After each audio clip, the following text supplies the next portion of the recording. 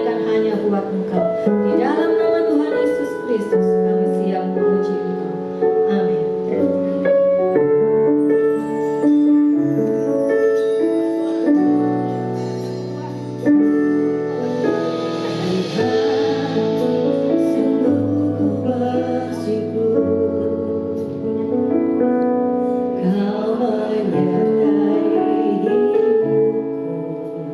Selama ini Bapa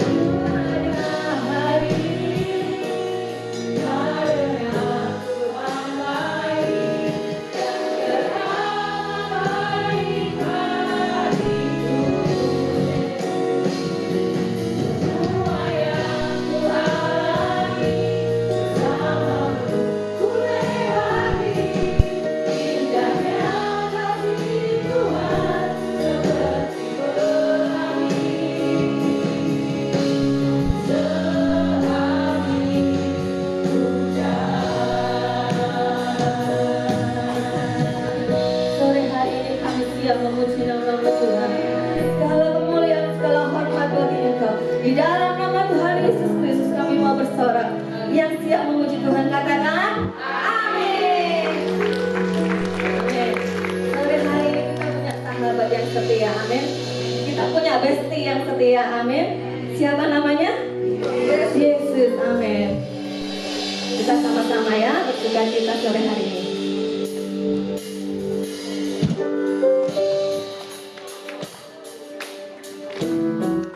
Amin. Dia memuji Tuhan ya. Kita goyang kanan kiri kita.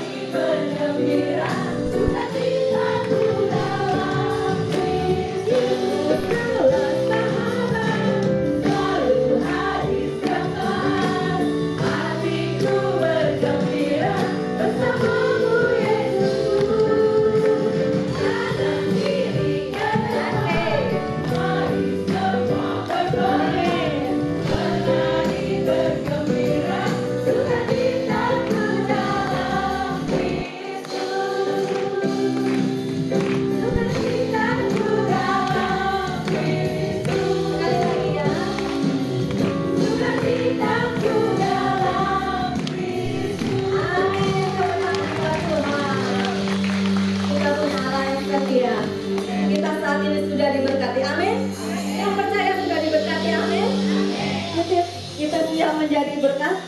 Amin. Kita siap menjadi berkat. Amin. Amin. Kita diberkati untuk menjadi berkat. Amin.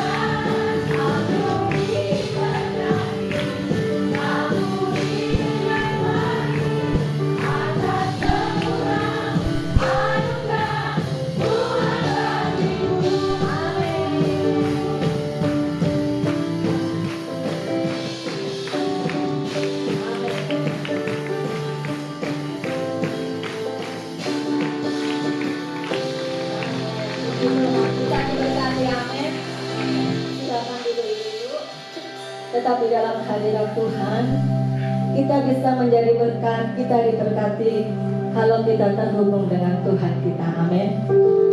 Mari kita melekat kepada Tuhan. Mari kita siapkan hati kita. Kita terkoneksi dengan Tuhan.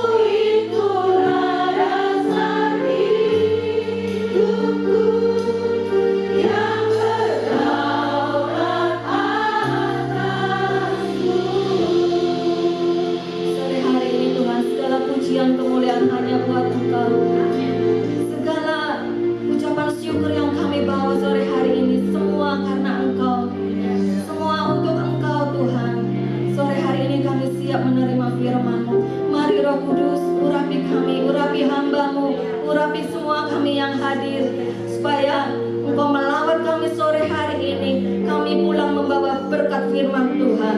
Engkau urapi hamba-Mu dengan hikmat yang dari Tuhan. Terima kasih Bapa. Di dalam nama Tuhan Yesus Kristus kami siap mendengar firman-Mu. Haleluya. Amin. Silakan duduk. Kita lihat di Ester 5 ayat 9 sampai 10. Siapakah Seres itu? Tahukah bahwa di dalam kisah Ester ada yang ingin membunuh Mordekai yang namanya Haman? Tahukah Haman? Nah, Seres ini adalah istrinya si Haman. Oh, gitu ya. Jadi Seres itu adalah istrinya Haman. Siapakah Haman? Haman itu adalah seorang pejabat tertinggi di kerajaan Persia. Jadi Haman merupakan orang kepercayaan Raja Ahasiweros pada saat itu. Lalu Haman itu juga memiliki posisi, kemudian kekayaan, jabatan. Luar biasa ya si Haman ini. Yuk kita baca apa yang terjadi dengan si Haman. Kita baca sama-sama Ester 5 ayat 9 sampai 10. Pada hari itu keluarlah Haman dengan hati riang dan gembira. Tetapi ketika Haman melihat Mordekai ada di pintu gerbang istana raja, tidak bangkit dan tidak bergerak menghormati dia, maka sangat panaslah hati Haman kepada Mordekai. Tetapi Haman menahan hatinya. Lalu pulanglah ia ke rumahnya dan menyuruh datang sahabat-sahabatnya dan Seres istrinya. Apa yang terjadi dengan Haman? Satu hari Haman itu lagi berjalan. Semua orang, berapa banyak? Semua orang hormat kepada dia. Berapa banyak yang hormat kepada Haman? Semua. Kecuali ternyata ada satu loh yang gak mau menghormati dia. Yaitu siapa? Mordekai. Berapa banyak yang menghormati? Semua. Lalu berapa yang tidak menghormati dia? Hanya satu. Nah, karena hanya satu si Mordekai ini, Haman itu bete, panas hati. Lalu dia menahan hatinya, kemudian dia pulang ke rumah, curhat. Kan kita juga ya, kalau kita bete, kayaknya pengen curhat, betul? Si Haman ini curhat kepada siapa? Sahabat-sahabatnya dan juga si Seres. Kemudian Haman cerita, sesudah cerita, kita lihat apa yang terjadi berikutnya. Apa saran si Seres dan sahabatnya? Kita baca yuk. 2-3.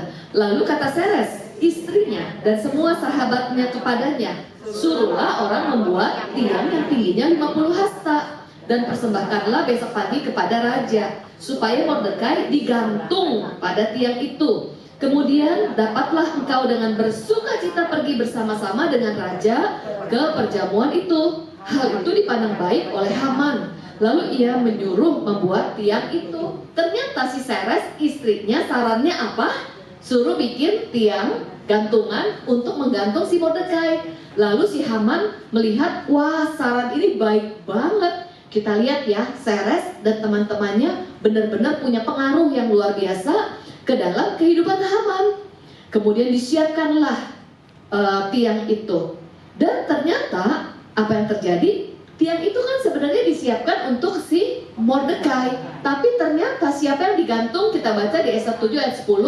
Kita baca sama-sama ya. Kemudian Haman disulahkan pada tiang yang didirikannya untuk Mordekai. Dan gak cuma Haman yang disulahkan. Kita lihat berikutnya. Di sini siapa lagi? Raja pun menitahkan berbuat demikian. Maka undang-undang itu dikeluarkan di Susan dan ke-10 anak Haman disulahkan orang.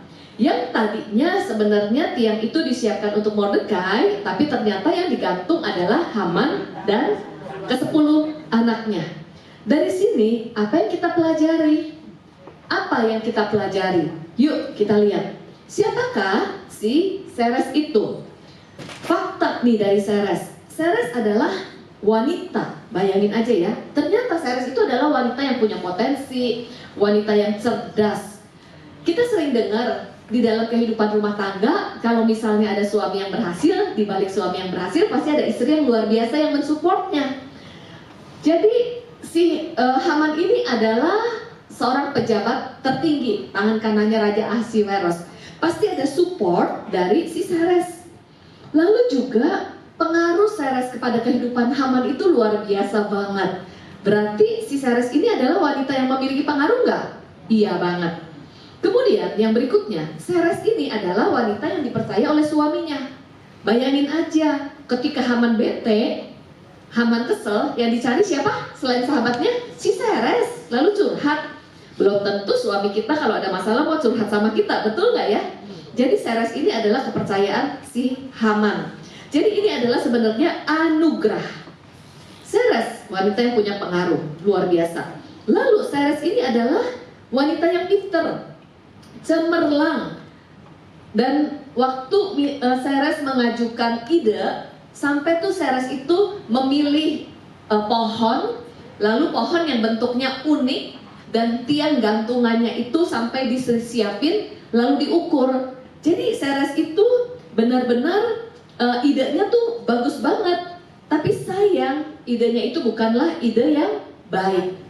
Dari sini apa yang kita pelajari dari kehidupan si Seres? Yuk kita lihat what we learn. Yang pertama, pertanyaan buat setiap kita. Apakah kita seseorang yang insecure atau seseorang yang safe? Yuk katakan sama-sama insecure. Insecure itu artinya nggak aman. Atau safe person. Safe person, sama-sama katakan safe person. Safe person itu adalah orang yang aman. Orang yang insecure, kita lihat nih contohnya. Bayangin aja, berapa banyak yang hormat kepada Haman? Semua. Tetapi berapa banyak yang tidak hormat? Cuman satu. Hanya karena satu Mordekai, Haman jadi panas hati. Bukankah seringkali di dalam kehidupan kita juga demikian? Tuhan itu sudah memberkati, Tuhan itu sudah melakukan banyak hal yang baik dalam hidup kita.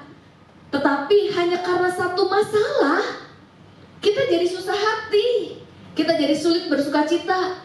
Lalu masalah itu jadi besar banget dalam hidup kita, dan kita jadi lupa bahwa ada banyak karya Tuhan di dalam kehidupan. Kemudian juga Tuhan itu sudah memberi anugerah. Tetapi mungkin ada satu orang yang menolak kita, kita jadi kesal hati.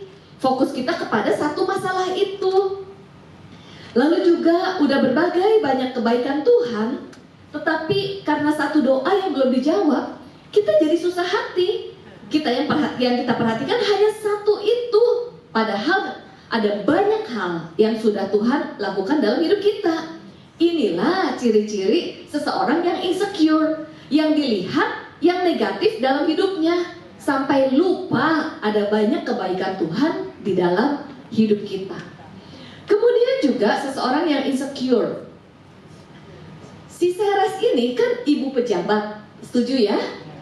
Lalu kenapa Seres memberikan nasihat yang nggak baik kepada Haman? Haman juga sebenarnya dirinya insecure. Artinya apa? Ketika dia lihat Mordekai nggak hormat sama dia, Haman itu takut nanti posisinya terancam. Lalu si Seres juga sebagai ibu pejabat takut juga, insecure. Padahal coba kalau jadi Seres, bisa nggak bilang gini, aduh Haman, atau aduh suamiku, udahlah, lihat kamu tuh punya posisi, diberkati Tuhan gitu. Kemudian lihat, semua hormat sama kamu, hanya satu si Mordekai. Udahlah, nggak usah susah hati, kita bersyukur dengan apa yang sudah Tuhan berikan dalam hidup kita, bisa nggak? Tapi si Seresnya ngomporin, wah kurang ajar tuh si Mordekai. Dia tuh ya perlu apa? Perlu digantung gitu. Seres juga adalah wanita yang insecure. Nah, bagaimana pengaruh kita kepada suami? Misalnya, seringkali kita menghitung apa yang tidak kita miliki nih. Orang yang insecure itu menghitung apa yang tidak kita miliki. Misal tetangga udah renovasi rumah, lalu kita panas-panasin suami. Yang tetangga udah renovasi, kok kita belum begini aja? Kemudian suami, misal suami orang lain mungkin naik posisi, Sedangkan suami kita lagi bergumul di dalam usaha. Kok kamu nggak becus sih kerja? Lihat dia udah naik posisi, kamu gitu aja. Bagaimana kita sebagai istri?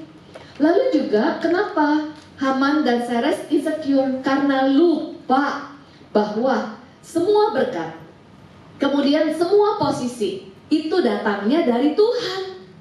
Kalau kita lupa bahwa semuanya itu adalah anugerah dari Tuhan, maka kita berusaha menggenggamnya dengan cara kita. Lalu kita menaruh rasa aman kita kepada posisi. Dan kita juga khawatir akan masa depan, terancam.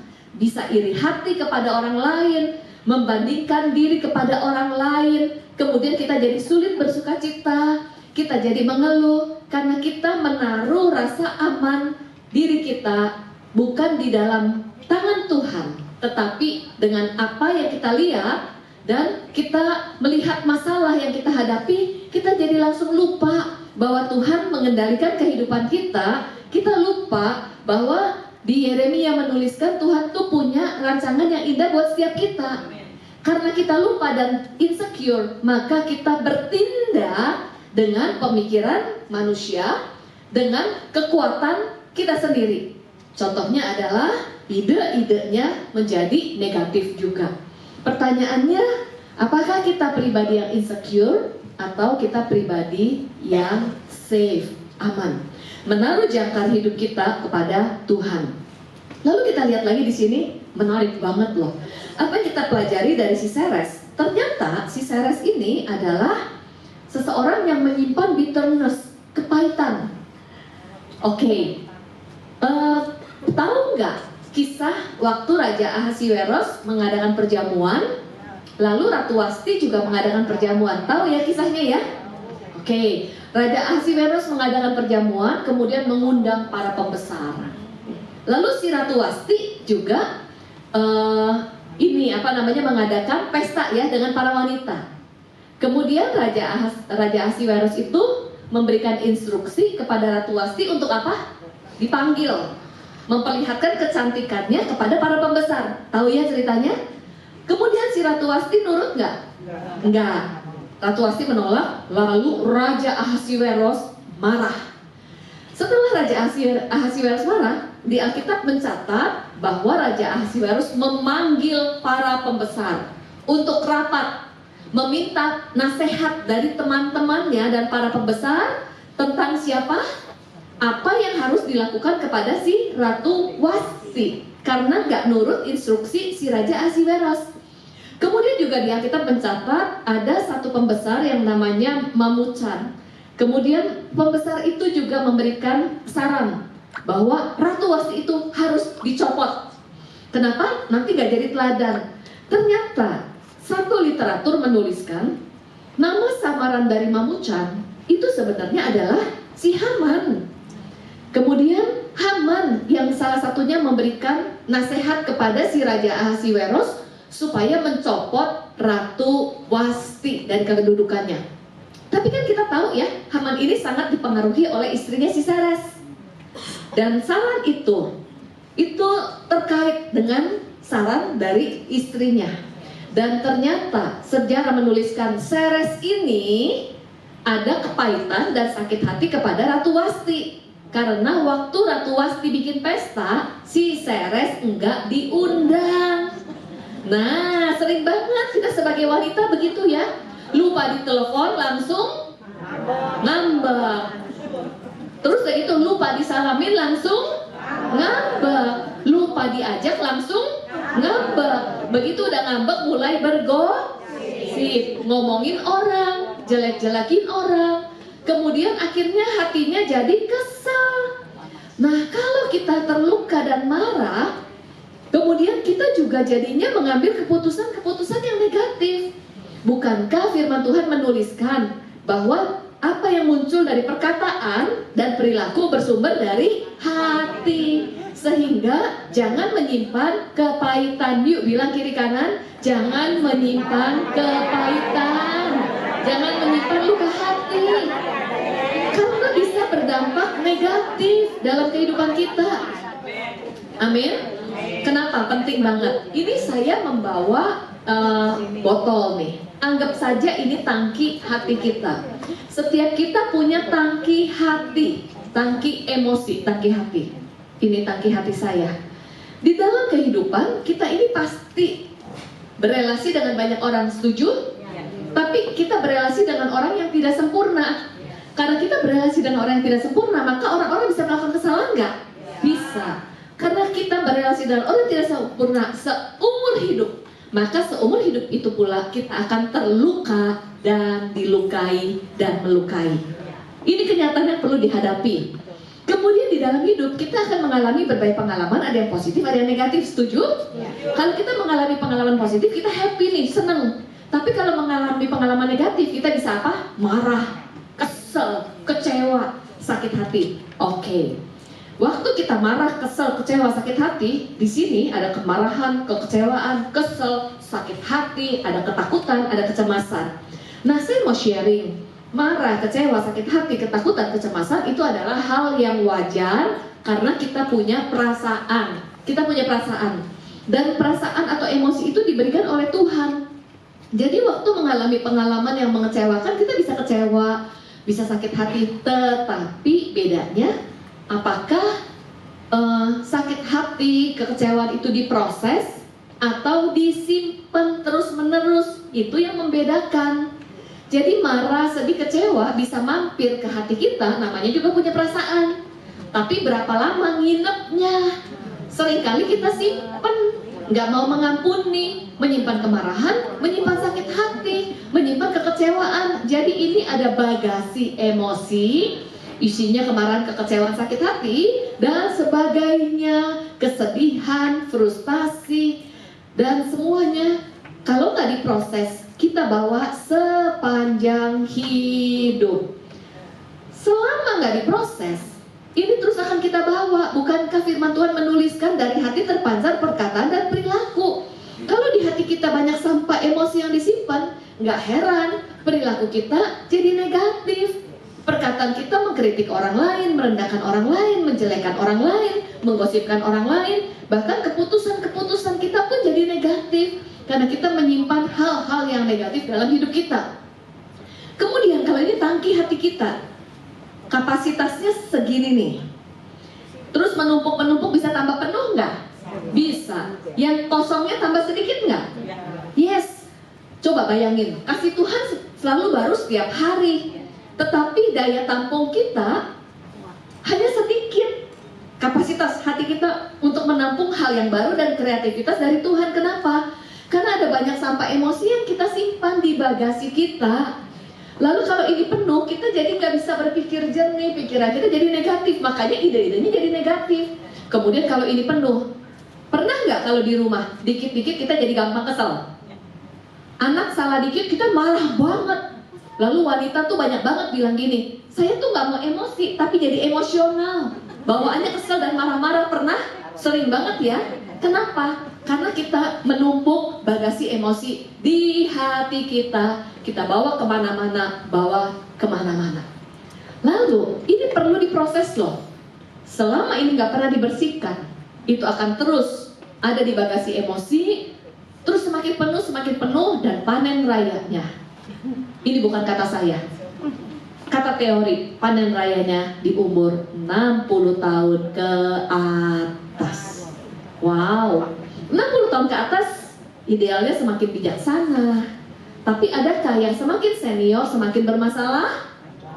Semakin konflik, semakin cari perhatian dan sebagainya. Karena tidak diproses. Apa yang kita katakan dan perilaku kita bersumber dari hati.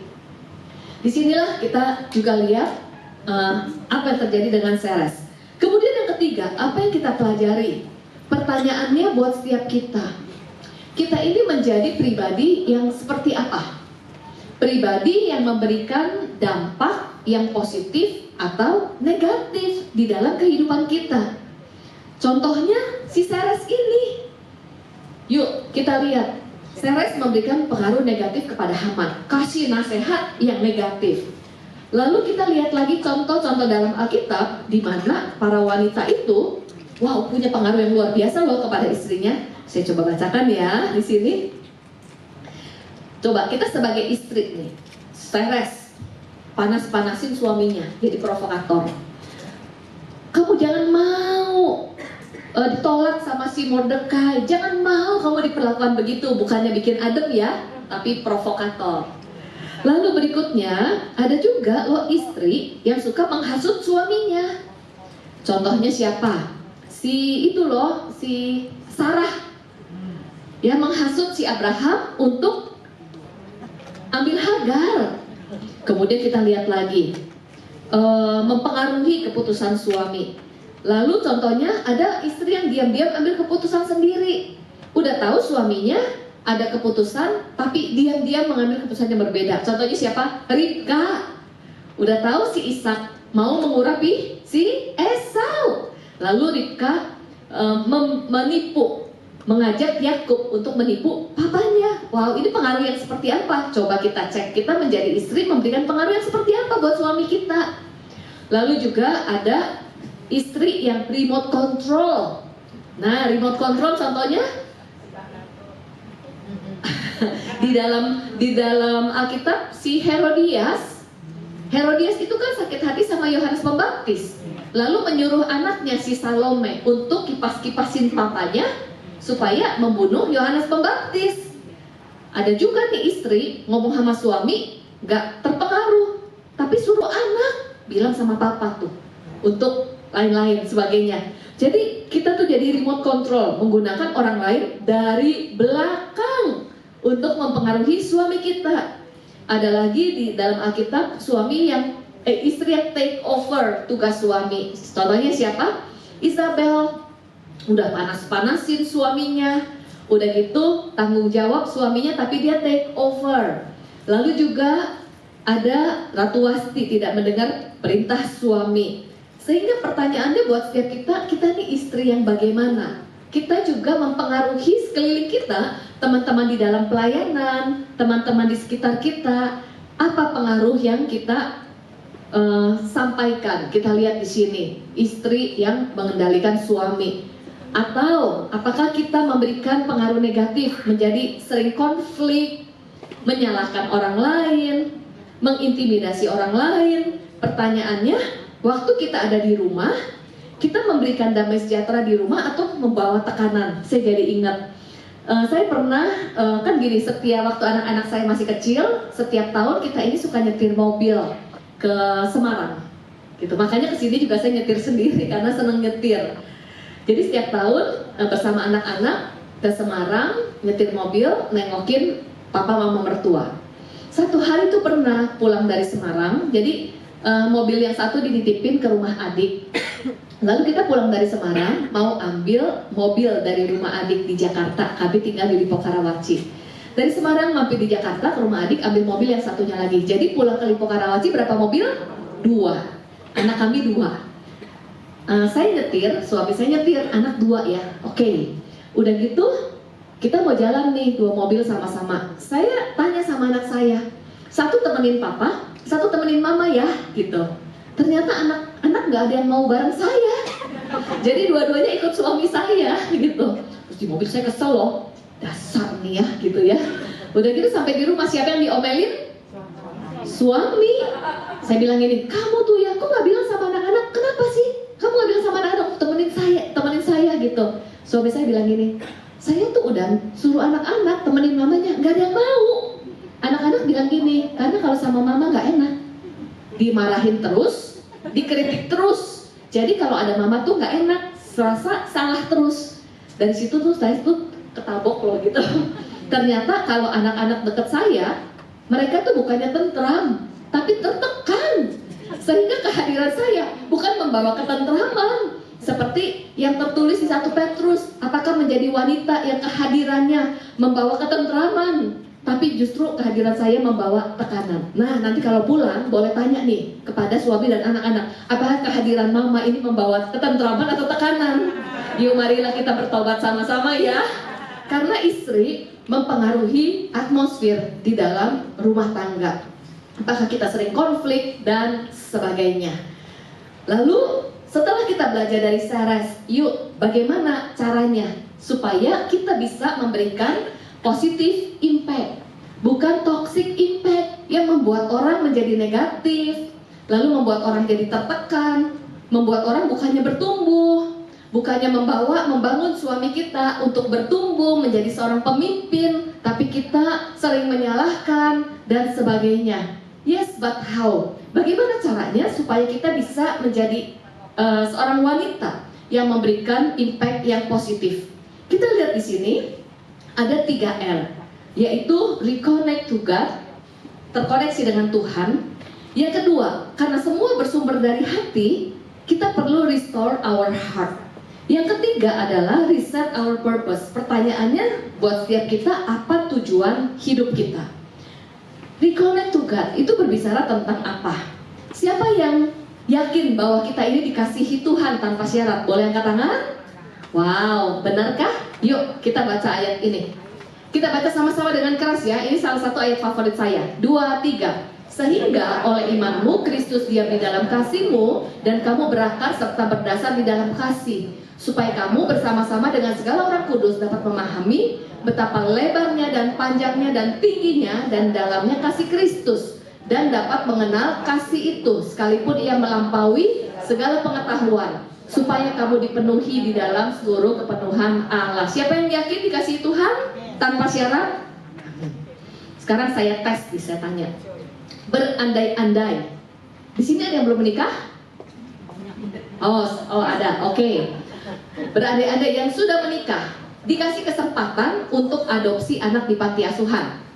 Kalau yang belum menikah didapat kesempatan untuk adopsi adik baru dari panti asuhan. Oke. Lalu datanglah ke panti asuhan nih untuk pilih-pilih anak mana yang akan diadopsi. Saya mau tanya, pilih yang mana? Baju kotak-kotak atau baju merah? Regu A, kotak-kotak atau merah? Tunggu, regu A dulu. Kotak-kotak atau merah? Regu B? Regu C? Kompak merah? Kenapa? Mukanya baik ya. Sekarang kalau yang wanita, pilih yang rambut keriting atau lurus? Langsung kompak. Kenapa? Nurut, gak memberontak. Lalu mau tanya, pilih yang pernah dipenjara atau yang berprestasi? Oke. Kemudian pilih yang sakit mental atau yang happy? Kita semua pasti pilih yang baik-baik, yang nurut untuk kita adopsi. Pertanyaannya, bukankah kita ini diadopsi oleh Allah Bapa di surga menjadi anaknya dengan kematian Yesus di kayu salib? Betul?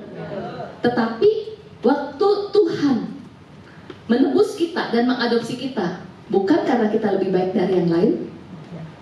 Apakah di posisi kita sudah kudus? Bukankah manusia itu menolak Tuhan, memberontak, merajam, hidup dalam dosa, gak mau mengenal Tuhan? Tapi Yesus tetap mati di kayu salib, menebus kita dan mengadopsi kita. Dari sini kita menyadari bahwa Tuhan mengasihi kita karena anugerah, bukan karena kita lebih baik dari yang lain. Amin. Dulu saya berpikir kalau saya lebih kudus, kalau saya lebih nurut, Tuhan akan lebih sayang kepada saya. Sekarang saya tanya, kalau saya melayani, apakah Tuhan lebih sayang kepada saya dibandingkan yang tidak melayani? Apakah Tuhan lebih sayang kepada saya daripada yang berdosa? Yakin? Dulu saya pikir kalau saya melayani, Tuhan lebih sayang kepada saya. Itu manusia. Manusia lebih senang dan lebih sayang kepada yang nurut. Tapi Tuhan itu sempurna. Kasih Tuhan itu tidak dipengaruhi apakah kita melakukan sesuatu atau tidak, karena kasih Tuhan sempurna. Jadi saya menyadari, saya melakukan sesuatu, saya melayani atau tidak melayani, tidak mengurangi dan tidak menambah kasih Tuhan, karena Tuhan sudah mengasihi saya. Kalau saya sadar saya dikasihi, kalau kita sadar kita sudah dikasihi, pasti dari hati kita yang terdalam kita mau memberikan yang terbaik buat dia. Bukan supaya disayang, tapi karena kita sadar kita sudah dikasihi. Amin. Kalau kita sadar kita sudah dikasihi, kita juga yakin Masa depan kita ada di dalam tangan Dia yang mengasihi kita. Kita nggak perlu takut, kita nggak perlu jadi insecure, betul? Kalau kita tahu kita dikasihi, walaupun badai terjadi dalam hidup kita, walaupun orang lain berperilaku negatif dalam hidup kita yakin karena kita dikasihi, Tuhan menyertai dan membela kita. Amin. Jadi kita menaruh jangkar hidup kita di dalam kasih-Nya. Pertanyaannya buat setiap kita juga, siapa yang sadar bahwa kita tuh berharga? Seberapa berharganya kita di hadapan Tuhan? Yuk saya mengajak kita membaca ini dengan keras ya. 2, 3. Sebab engkaulah yang membentuk buah pinggangku, menenun aku dalam kandungan ibuku. Aku bersyukur kepadamu oleh karena kejadianku dahsyat dan ajaib. Ajaib apa yang kau buat dan jiwaku benar-benar menyadarinya. Matamu melihat selagi aku bakal anak, dan dalam kitabmu semuanya tertulis hari-hari yang akan dibentuk sebelum ada satupun daripadanya. Kita ini diciptakan Tuhan dengan dibentuk oleh tangan Tuhan. Waktu Tuhan menciptakan dunia, Tuhan tuh berfirman, jadilah terang, maka terang itu jadi. Tapi waktu Tuhan membentuk kita, Tuhan tidak berfirman loh. Tuhan menenun kita dengan tangannya. Seperti menenun, pekerjaan menenun itu hati-hati. Artinya ketika Tuhan menenun kita, mata, pikiran, dan hati Tuhan tertuju dalam hidup kita. Namun seringkali yang kita pikirin apa kata orang, pendapat orang lain dalam hidup kita. Jadi orang lain bisa melakukan hal yang negatif, orang lain bisa berkata buruk. Namun kita sadar kita berharga. Amin. Kita sadar kita berharga. Dan bayangin seberapa harga diri kita, nilai diri kita. Waktu Tuhan menukar kita, menebus kita, menukar ya, Tuhan menukar dengan nyawa Yesus Kristus. Jadi kita ini jauh lebih berharga dari apapun yang ada di dunia. Kita jauh lebih berharga daripada alam semesta. Semua alam semesta itu ciptaan Tuhan. Tuhan tidak menukar kita dengan apa yang ada di dunia, tapi Tuhan menukar kita dengan darah Yesus Kristus. Jadi harga diri kita setara dengan darah Yesus Kristus. Wow, begitu berharganya kita ya. Bilang kiri kanan, kamu berharga. Saya berharga. Amin. Bayangin kalau ini emas. Emas gede gini saya tawarin, siapa yang mau? Siapa nih yang mau? Terus kalau emas ini jatuh di comberan, bau, banyak kotoran, banyak belatung, siapa yang masih mau? Kenapa? Karena masih berharga. Bukankah kita juga orang yang hidup di lumpur dosa? Tapi karena kita berharga, Yesus mati di kayu salib untuk mengangkat kita. Karena kita berharga. Amin ya, beri tepuk tangan. Kita berharga bukan karena apa yang kita pakai, bukan karena posisi, tapi kita berharga karena kasih Kristus dalam hidup kita. Amin. Yang kedua adalah restore our heart. Selama kita tidak membersihkan tangki emosi, itu tetap menjadi bagasi emosi. Bagaimana membersihkan tangki emosi? Mau gak mau, kita harus melepaskan pengampunan. Siapapun yang pernah melukai kita, kita harus melepaskan pengampunan. Restore our heart. Dan yang terakhir, yang ketiga adalah reset our purpose. Pertanyaan buat setiap kita, apa sih tujuan hidup kita? Pemain musik boleh? Nanti kita akan berdoa ya. Dari buku Martin Seligman ada 3 level tujuan hidup. Di sini level yang pertama pleasant life, yang kedua good life, yang ketiga meaningful life. Pleasant life itu adalah kita ini punya tujuan dan akan bahagia kalau kita mendapatkan apa yang kita mau.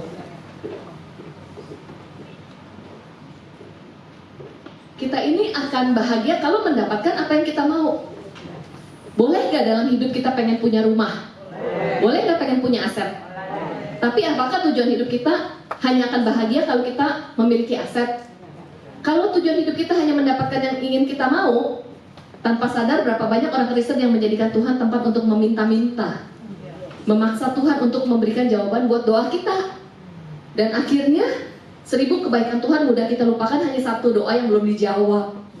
Ada juga yang tujuan hidupnya adalah good life, identitas, posisi, jabatan. Nggak salah sih. Menurut survei, ada 2 sumber kebahagiaan manusia. Yang pertama, manusia akan bahagia kalau dia mendapatkan sesuatu. Jadi sumbernya itu dari luar. Bisa nggak kita bahagia ketika kita mendapatkan yang kita inginkan? Bisa. Tapi ternyata itu cuman sementara. Nanti happy-nya sementara. Lalu merasa nggak cukup lagi, mengejar sesuatu lagi, dan hati manusia nggak pernah puas. Tapi ada sumber kebahagiaan yang berikutnya, yang dari dalam diri kita, dari internal, yaitu ketika kita menyadari kita berharga, dan kita juga menyadari tujuan Tuhan dalam hidup kita, yaitu meaningful life. Dengan segala keberadaan kita menjadi berkat. Musik boleh? Saya mau tutup dengan satu cerita. Jadi ada cerita mengenai 3 pohon yang bersahabat. 3 pohon ini bersahabat, lalu saling sharing tentang cita-cita mereka. Pohon yang pertama bercerita, cita-citanya adalah begini, nanti nih kalau saya ditebang, saya pengen dibuat menjadi peti harta karun, supaya menampung harta karun dan orang-orang akan kagum melihat harta karun tersebut.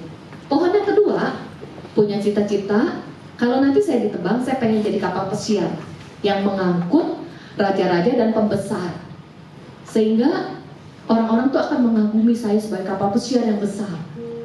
Lalu pohon ketiga punya cita-cita pengen jadi pohon yang paling tinggi sedunia, paling dekat surga. Supaya apa? Orang-orang mengagumi tingginya pohon tersebut. Mereka punya cita-cita. Nah, gak berapa lama datanglah sekelompok penebang kayu, menebang pohon pertama, kedua, dan ketiga. Lalu pohon pertama yang kepengen jadi peti harta karun, ternyata dibuatlah menjadi tempat makanan binatang. Wah, pohon yang pertama kecewa, cita-citanya kandas. Terus pohon yang kedua pengen jadi apa? Kapal pesiar, ternyata hanya dibuat menjadi perahu nelayan yang kecil. Kecewa juga pohon yang kedua.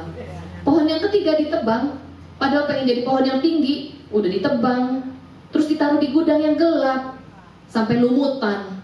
Mereka berpikir cita-citanya kandas.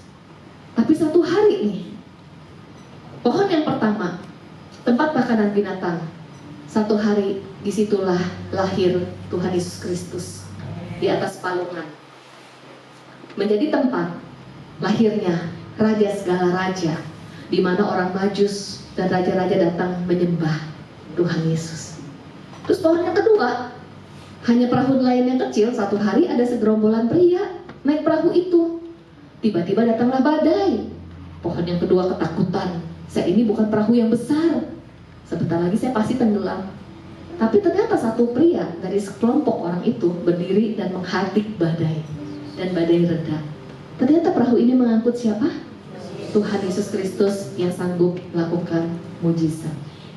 Pohon yang ketiga berpikir udah gak ada gunanya. Satu hari pohon ketiga ini diambil dan dijadikan salib, tempat menggantungkan Tuhan Yesus Kristus sampai mati di kayu salib untuk menebus dosa manusia. Seringkali kita berpikir hidup kita gak berguna, gak punya tujuan hidup, atau mungkin juga kita punya masa lalu yang buruk, ataupun kita berpikir kita berdoa, tapi kok jawaban Tuhan belum datang.